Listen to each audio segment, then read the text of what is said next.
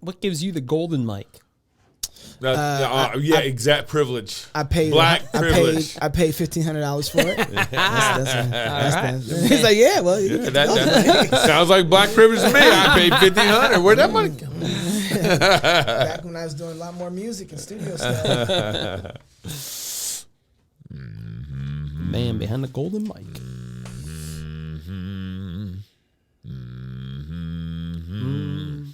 Once there was this girl who got into an accident and couldn't quite explain it, but when they finally came back. You guys don't remember that song? Do you guys literally not remember that song? What song is that? What is that? And how do I stop you from singing it? Is that Dead Presidents? Greenbacks, dead president, black peace to my fans, and I love ya. And I got your cover, and I'm back to please and cool off the hot MCs. Pastor Toby, come back to us. Please, Pastor Toby. This is what I'm stuck between. Help us, Pastor Toby. You're our only hope. You're my Help us, only Pastor hope. Toby. You're my only hope. Oh, we're supposed to be doing YouTube. Help me, Toby One Kenobi. Just There we go. Help me, Toby One Kenobi. You're my only hope. Help me, Toby One Kenobi. Oh man, are we live on YouTube? Oh, I'm sure they recorded all of that. Thursday. Oh no, welcome to Cross Politic. Good evening.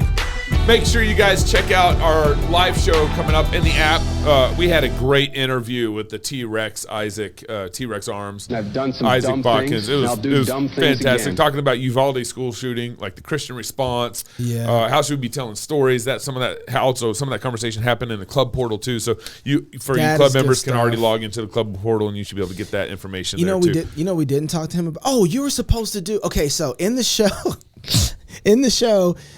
you gave the introduction for Isaac, and after you gave the introduction, they say that they're a 6th commandment company. Yeah. And so out of nowhere, Keith started doing what y'all started doing earlier, and he starts like, you know, the songs, all the songs. I want you to go. All right, I'm not a very good singer. We noticed.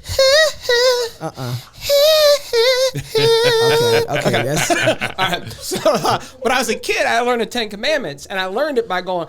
God gave out the shalls, and thou shall not number 1, we just begun. God should be first in your life. Number 2, the idol rule, those graven images aren't nice. Number 3, God's name should be never spoken in jest. Number 4, our Sabbaths for our worship and for rest. Number 5, we all should strive to honor father and mother. Yeah. Number 6, don't get your kicks from killing one another. Life is having one, you're true to your mate. Number 8, don't steal and break this rule for goodness sake. Number 9, don't be the kind that goes around telling lies. Number 10, don't covet something in your neighbor's house and wives. These are the 10 rules. I don't remember how it ended, but that's what I remembered. My little Episcopal church.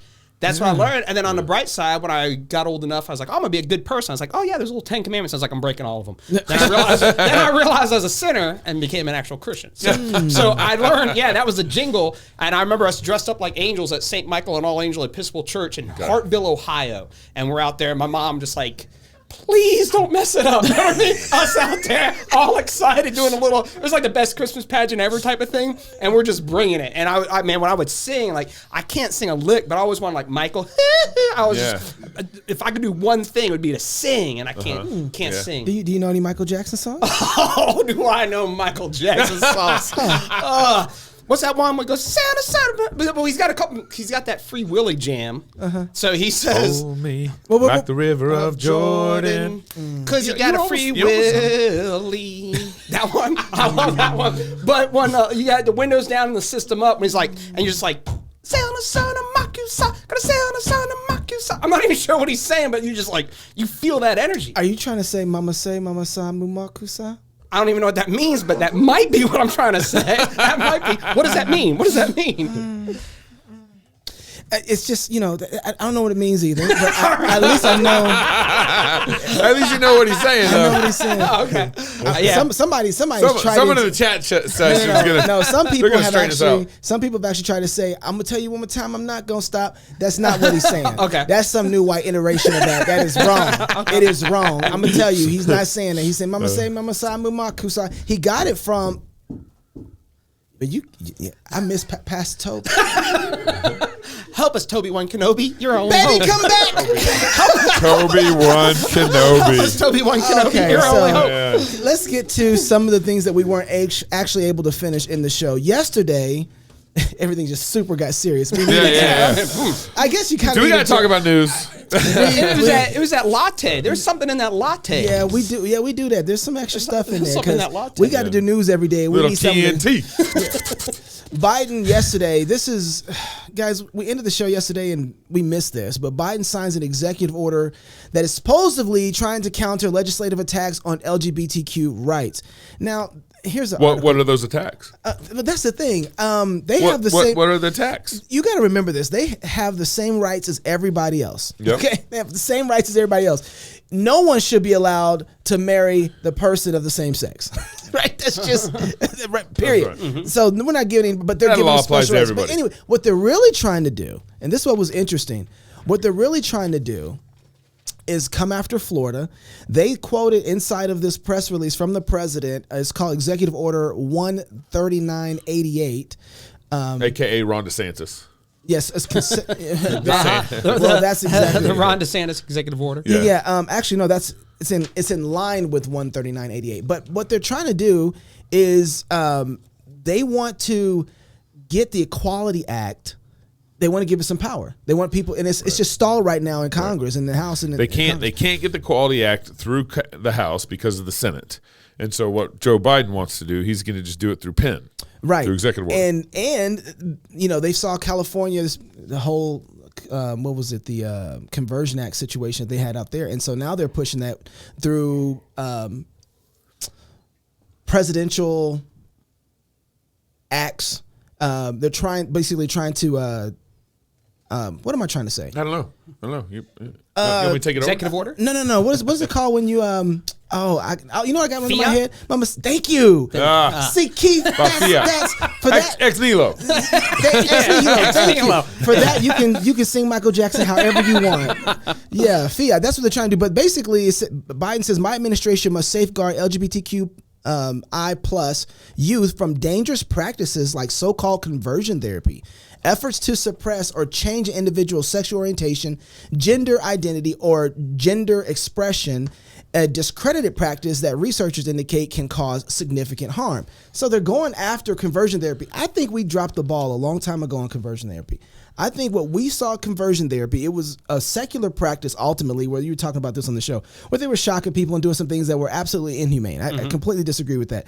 But what ended up happening, they tricked us to come on board against conversion therapy and then redefine conversion therapy to be anything that says, wait a second, homosexuality is a sin. Right? Anything that is posing homosexuality is then now As a disorder. is now conversion therapy. But one of the things, more than just trying to get the Equality Act in, they're putting some teeth inside of these orders that from the president. Section 2, addressing harmful and discriminatory legislative acts in the LGBTQI plus children, youth, and families.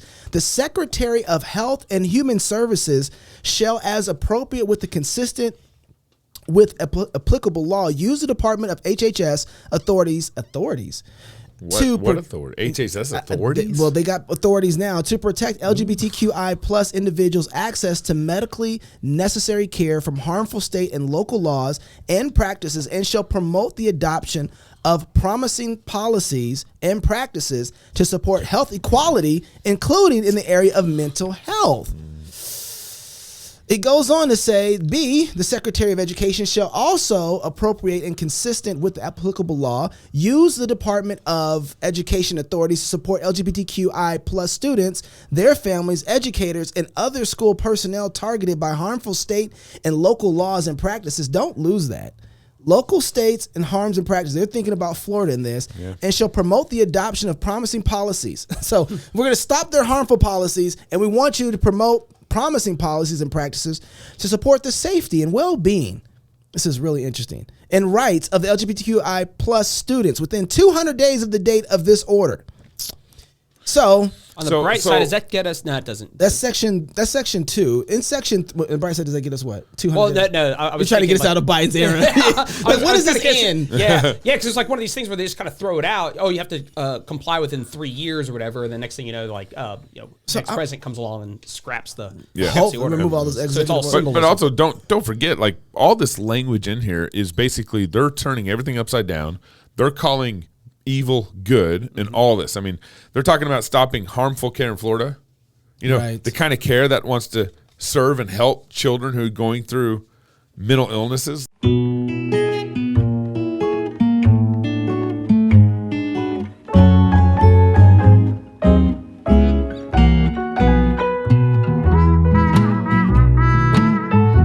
And so they're wanting to turn it into promising policies. So they're calling promising policies, promising healthcare, the ability for a young man to castrate himself. Yeah. That's what they're calling promising healthcare. And kind of even the subtle irony is now you and I now have a phobia, and we have to go through a conversion therapy. You know what I mean? This is all. That's the whole thing about this order. This order is all conversion therapy. It's a fiat, though, right? Thank you for the word. Out of nothing. Yeah, ex nihilo. But this is a conversion therapy, and this is so. Part 3, this is where they get to it. Section 3 of this is addressing exposure to so-called conversion therapy. So the HHS shall establish an invitation to reduce the risk of youth exposed to so-called conversion therapy.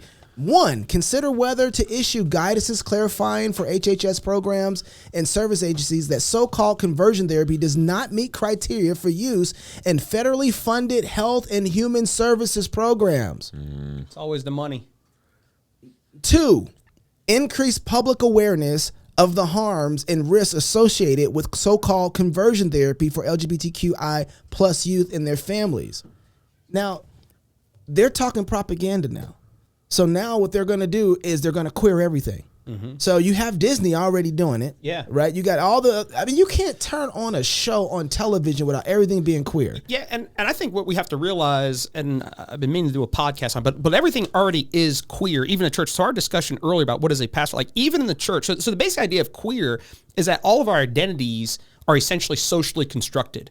And so we can manipulate and change these things any way we want. So just as, Keith Darrow theoretically could become a pastor tomorrow, I take on a new role as a pastor. Now, in their head, whatever male, female, feminine, masculine, that's just as a role. So if I could become a police officer tomorrow, today I'm not a police, tomorrow I become a police officer, I take on that role. So for queer theory, everything you do is actually a role that you're taking on. There is no nature that you ought to be pursuing. There is no nature. There's no ought. Yeah, there's no oughts. And there's no, so even like the Gay Manifesto, written like in 1969 by a guy named, I think it was Zimmerman was the guy's name that wrote it, and he says that there's nothing in nature. Nature does not tell you what you ought to be desiring.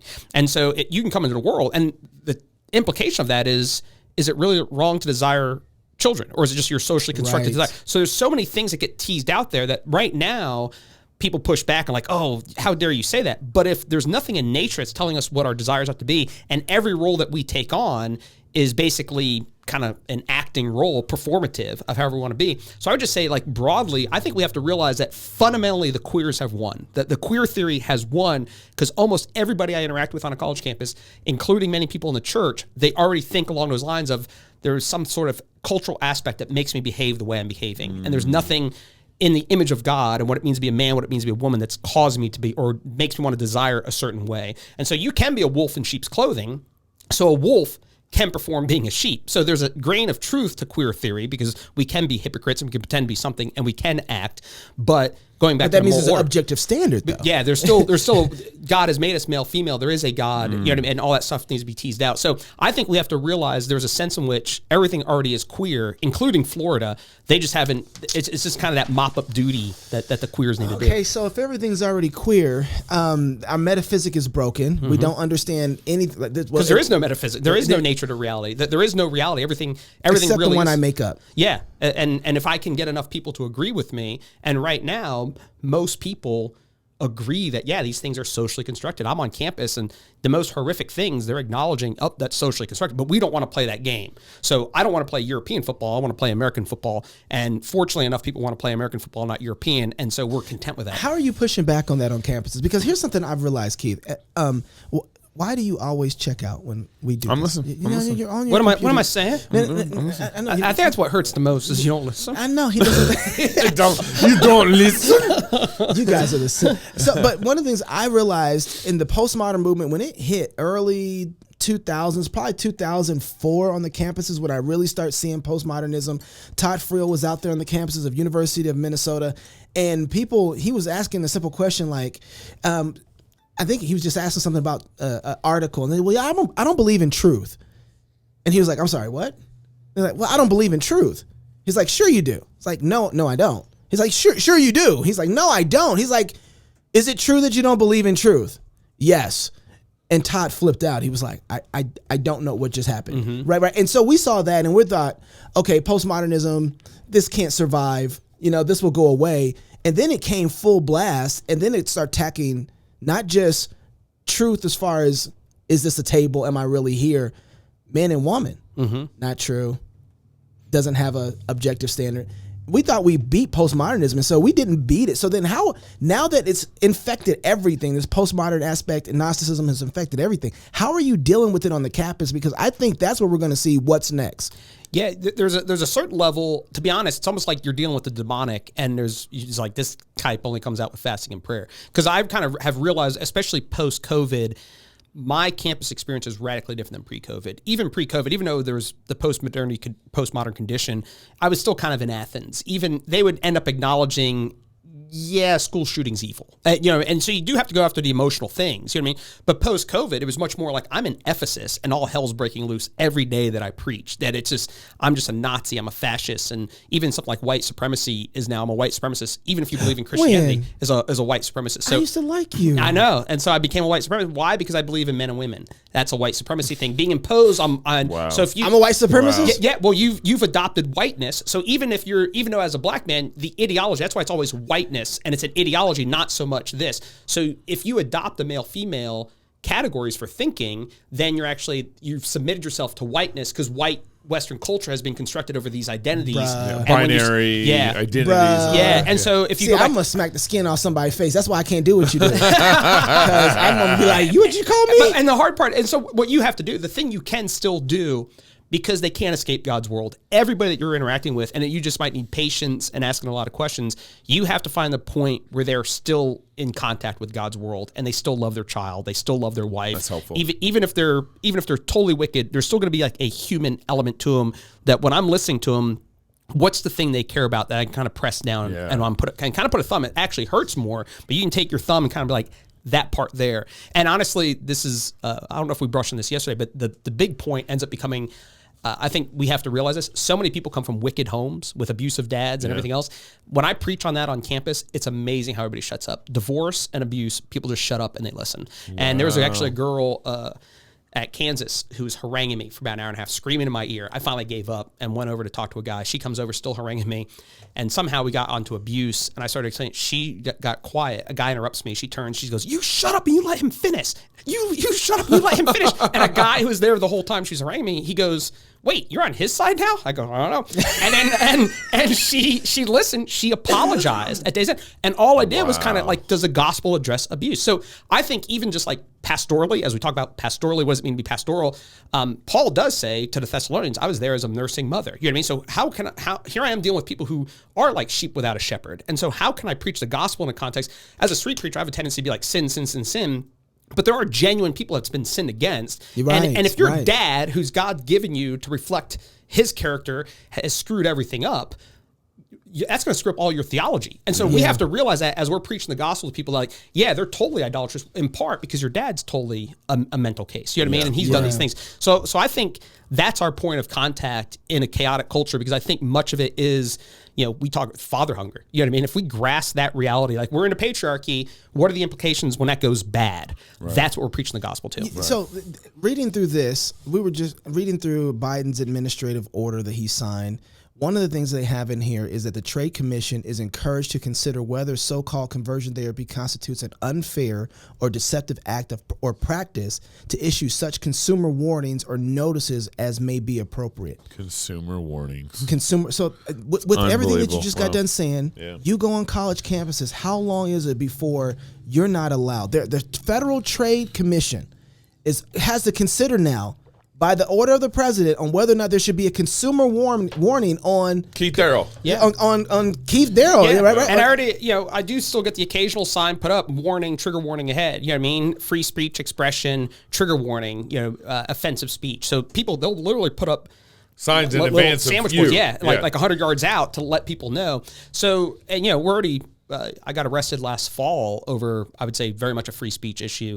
And I think Scott Yenner. Boise State? Right? Yeah, Boise State. Oh, yeah. And he got so- arrested in Idaho at Boise State. At Boise State. And Preaching. so I think we have to, and we just have to be willing to take the blows, and from there, hopefully rally together as a community. Like, the community here is great in response to it, and be willing to push back, because we can't cave. And that was a thing. Like, I was like, when they told me to shut it down, I was like, all right, I'll shut it down, but I'm gonna sit in my chair and talk to a smaller group. They said, no, we want you off campus. And I'm like, I'm not going anywhere. You know what I mean? Yeah. Like, you I will messed up AA Ron. Yeah, if you want to tell me that my crowd's too big, that you can't carry on normal school activities, I'm willing to cooperate so you can have normal school activities. But once you tell me, oh, no, we want you off campus, this ain't about carrying on normal school activities. Yeah, this is about my message. And so we have to be willing to take the blows. And be, Even that drives me a little nuts. It's like, okay, then clear the people out so they can have this normal school. Look, man, these are free people. You tell them they can't be here, right? You don't tell me I can't be here, right? Like, and see how, but they come to you because of you're the messenger, right? yeah, you got one. But- What's easier, clean up one guy or 200 people?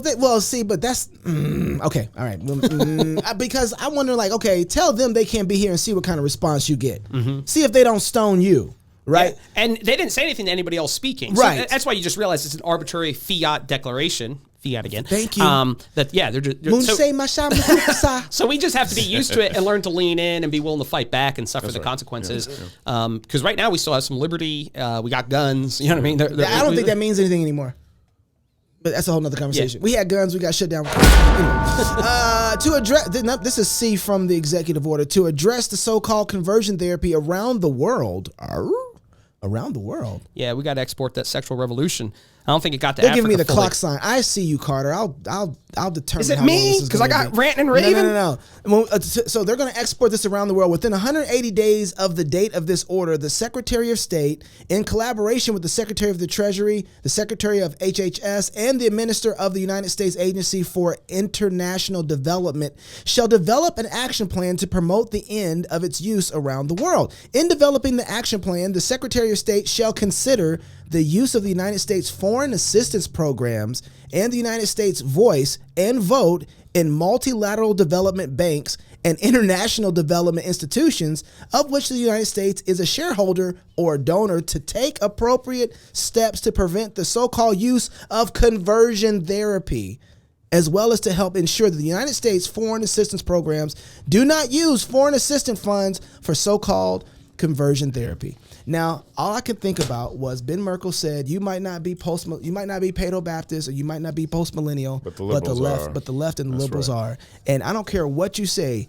they have an eschatology to take over the whole world, and they are going to push it no matter what. You should go read the whole thing. The whole thing is amazing. We don't usually read executive orders and we look up like, what happened? What's going on? I'm trying to read every last one, especially when it comes to something like this, because if you're taking government money, you're compromised right now. Yeah. Right? And so, Because they'll come after you. yeah. Anyway, go watch the show. They gave me the time clock, said I have to end. So download the app, do all the fun stuff, and we're out. Peace. If we're still here after everything we said about trans, sexual, Biden's executive order. Biden's, yeah.